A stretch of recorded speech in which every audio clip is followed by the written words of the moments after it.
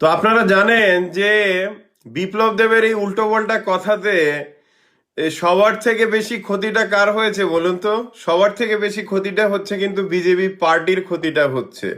এটা কিন্তু অপোজিশনের যেমন হাতে একটা বিশাল বড় মানে কি বলবো একটা অপরচুনিটি আসছে এই বোকার সমস্ত স্টেটমেন্ট দিয়ে বিজেপি পার্টিকে অ্যাটাক করা, কিন্তু বিজেপি পার্টির জন্য কিন্তু বিপ্লব দেব একটা বিশাল বড় বোঝা হয়ে দাঁড়িয়েছে, হিউজ বার্ডেন। কারণ এই যে উল্টোপাল্টা মুখ যে খুলছে, বিজেপির এখন সামনে বেঙ্গল ইলেকশন, তারপর আরো কতগুলো জায়গাতে ইলেকশন আছে বিজেপির। তো এখন বিপ্লব দেব যত মুখ খোলে, এতে কিন্তু সব থেকে বেশি ক্ষতি হচ্ছে কিন্তু বিজেপির। কারণ বিজেপির যে ইমেজ আছে সারা ভারতবর্ষে বা ইন্ডিয়ান সাবকন্টিনেন্টে, এটার পুরোটা কিন্তু ড্যামেজ করে দিচ্ছে কিন্তু এই একজন লোক, বিপ্লব দেব।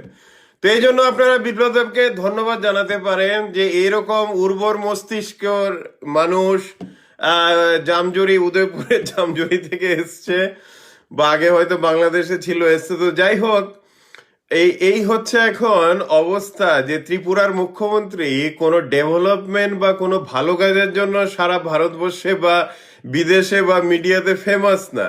বিপ্লব দেব ফেমাস হচ্ছে কারণ হচ্ছে সেই মহাভারতের যুগে যে ইন্টারনেট ছিল সেটা থেকে শুরু করে আজকে এমএ ইন কেমিস্ট্রিতে এমএ পাস করা নিয়ে বিপ্লব দেব কিন্তু নিজেকে হাস্যকর না, শুধু বিজেপি পার্টির জন্য একটা বিশাল বড় বোঝা হিসাবে এস্টাবলিশ করেছে সারা ইন্ডিয়াতে এবং বিভিন্ন ওয়ার্ল্ডের মিডিয়াতে। এটা বলার অপেক্ষা রাখে না। আপনারা যারা বিজেপিতে অনেক বছর ধরে আছেন বা আরএসএস এ আছেন বা যারা ভারত মাতা কি জয় বলেন, আপনারা ভেবে দেখুন ভারত মাতার এমন একজন সন্তান জামজুরি থেকে এসছে যে আপনাদের পার্টিটাই ধ্বংস করে দিচ্ছে ও একা উল্টো পাল্টা বলে। কারণ এটা ভারতবর্ষের পক্ষে খুব একটা লজ্জার ব্যাপার যে ছোট ছোট দুটো দেশ নেপাল আর শ্রীলঙ্কার কাছে ক্ষমা চাইতে হয়েছে কারণ একজন মূর্খ যে নাকি মুখ্যমন্ত্রী, তার উল্টোপাল্টা কথা বলার জন্য। তো আমি এবার আপনাদের বলছি যে বিপ্লব দেব কেন দিনের পর দিন উল্টোপাল্টা কথাবার্তা বলে। এটা একটা খুব ইম্পর্টেন্ট পয়েন্ট। আমাকে অনেকে জিজ্ঞেস করেছেন যে স্যার, উনি একজন মুখ্যমন্ত্রী, বিপ্লব দেব 2018-এর ইলেকশনের আগে এইভাবে উল্টোপাল্টা কথা কখনো বলেনি।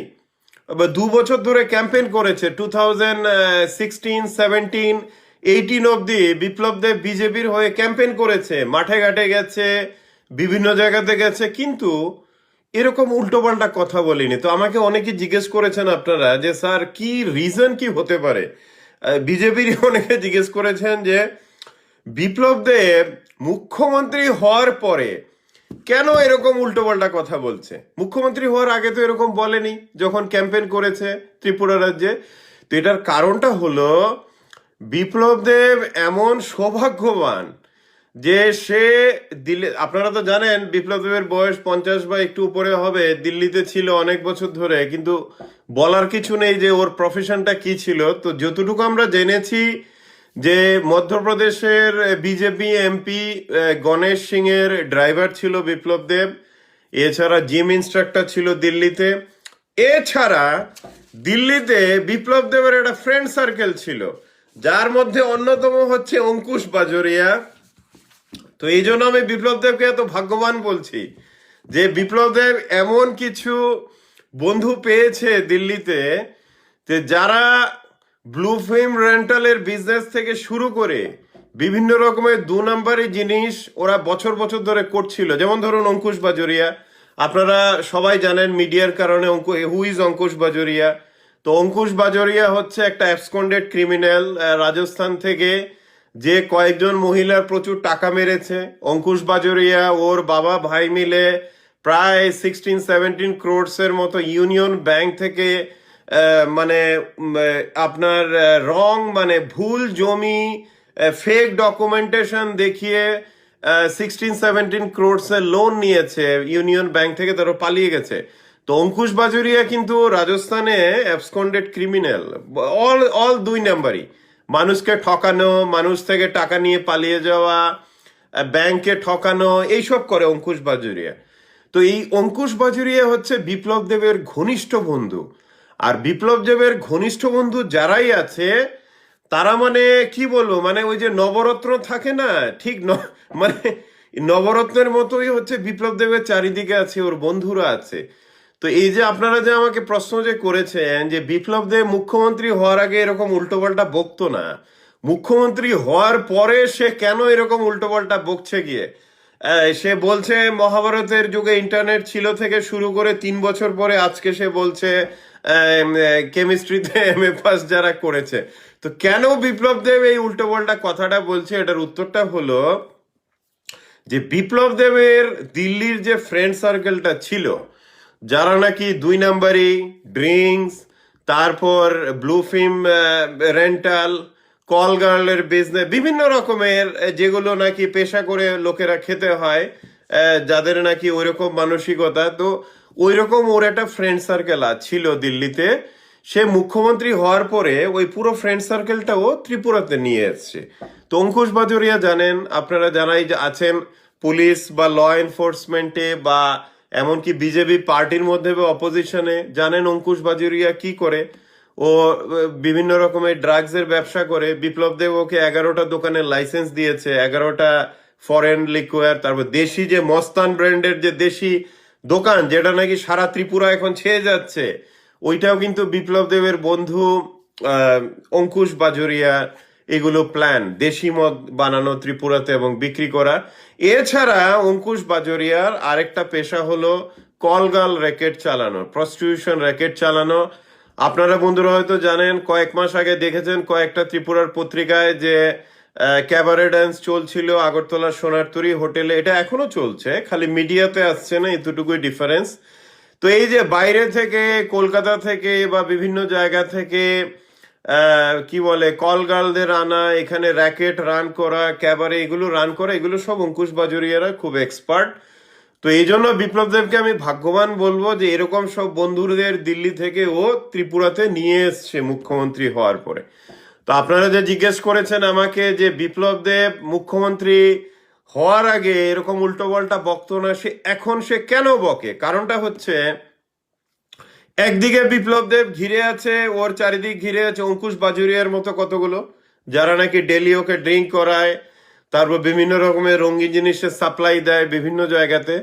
আর এছাড়া বিপ্লব দেবের এখন যে ডান হাত, যাকে নাকি ওএসডি বলা হয়, অফিসার অন স্পেশাল ডিউটি, যে নাকি ত্রিপুরা গভর্নমেন্টে ত্রিপুরা পুলিশে আগে চাকরি করতো, দিলীপ রায়, সেই দিলীপ রায় আবার হচ্ছে আপনারা যারা সিপিএম এ আছেন, আপনাদের সিপিএম স্টেট সেক্রেটারি গৌতম দাসের ঘনিষ্ঠ আত্মীয়, ভাগ্নির জামাই না কি জানি।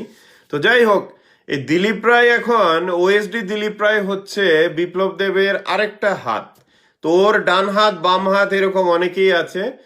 তো সেই দিলীপ রায়েরও মেইন কাজ, অঙ্কুশ বাজুরিয়াদেরও মেইন কাজ, এরকম আরো অনেক বন্ধু বান্ধব আছে বিপ্লব দেবের, যে সন্ধে হতেই, রাত হতেই 10টা 11টা থেকে সেই মদের ফোয়ারা, তারপর হচ্ছে বিভিন্ন রকমের রঙিন জিনিসের আনন্দ।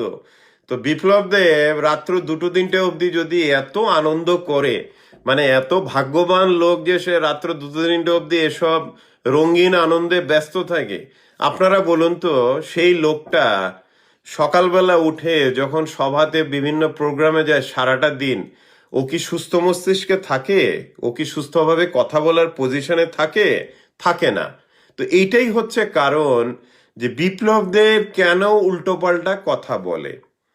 ইলেকশন জিতে মুখ্যমন্ত্রী হওয়ার পরে কেন বিপ্লব দেব উল্টোপাল্টা কথা বলছে প্রত্যেকদিন? ন্যাশনাল মিডিয়াতে ত্রিপুরার মান সম্মান খোয়াচ্ছে। এমনকি বিজেপি পার্টিতেও যারা অন্ধভক্ত আছেন, আপনারাও জানেন যে আপনাদের পার্টিও ধ্বংস করে দিয়েছে ত্রিপুরাতে পায়, আর বিজেপির জন্য একটা বিশাল বড় বোঝা। তো বিপ্লব দেব কেন উল্টোপাল্টা কথা বলে দিনের পর দিন, এটা হলো কারণ। কারণটা হলো যে মাঝরাত্র অব্দি ড্রিঙ্ক করা, বিভিন্ন রকমের রঙিন নেশাতে ওর যে বন্ধুরা আছে যাদের নাম বললাম, এরা বিপ্লব দেবকে সুন্দর করে ব্যস্ত রেখে দেয় মাঝরাত্র অব্দি। তো সেই লোক রাত্রেবেলা ঘুমোয় যখন 3টের সময়, ঘুম থেকে যখন ওঠে সকালবেলা, ও আর কি করে আর সারাদিন কথা বলবে? ও তো হ্যাংওভার নিয়ে আছে আগের দিন রাত্রে, তাই না? তো এই হচ্ছে ত্রিপুরার মুখ্যমন্ত্রী, যাকে আপনারা দেখতে পাচ্ছেন। তার এত জ্ঞান, সে কেমিস্ট্রিতে এমএ পাশ করা নিয়ে শুরু করে মহাভারতের যুগে যে ইন্টারনেট ছিল আর বাকিগুলো নাই বললাম, যে অমিত শাহ নাকি ব্ল্যাক কফি খেতে খেতে বিপ্লব দেবকে বলেছে যে শ্রীলঙ্কা আর নেপালে বিজেপি গভর্নমেন্ট স্থাপন করতে হবে। তো এই সব গাঁজাখুরি কথা যে নাকি দিনের পর দিন একটা পাবলিক স্টেজে গিয়ে মঞ্চে গিয়ে বলতে পারে, তাকে যদি একটা পার্টি মুখ্যমন্ত্রীর পদে এভাবে রেখে দেয় দিনের পর দিন, তাহলে ওই পার্টির দুর্দিন ছাড়া আর কিছু নেই। হ্যাঁ, তো বিপ্লব দেব হচ্ছে খালি ত্রিপুরার বোঝা না, বিজেপিরও বিশাল বড় বোঝা। তো যারা আপনারা বিজেপিতে আছেন, আরএসএস এ আছেন, অন্ধভক্ত আছেন, আপনারাও শুনে রাখুন, যতদিনও মুখ্যমন্ত্রী থাকবে ততদিন বিজেপি খালি ত্রিপুরায় না, সারা ভারতবর্ষে চারিদিকে ধ্বংস হবে।